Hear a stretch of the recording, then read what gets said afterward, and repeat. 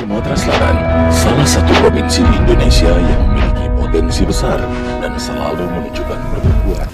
Tancap gas, bedah rumah tak layak huni. Terbilang muda, namun Insinyur HM Rian Aditya Saputra sudah mendapat kepercayaan untuk melaksanakan tugas sebagai Kepala Dinas PU Perkimtan Banyuasin. Mengemban amanah dari Bupati Banyuasin, harus fokus memikirkan upaya terbaik untuk masyarakat.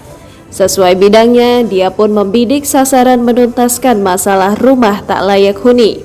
1 minggu menjabat, Rian langsung tancap gas menggelar program bedah rumah dengan target 500 rumah tak layak huni di Banyuasin.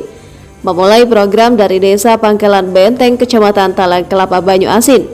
Saat ini, sudah ada 60 rumah sudah berubah menjadi rumah yang layak huni. Program yang memanfaatkan bantuan pemerintah pusat ini menyasar rumah keluarga berpenghasilan rendah.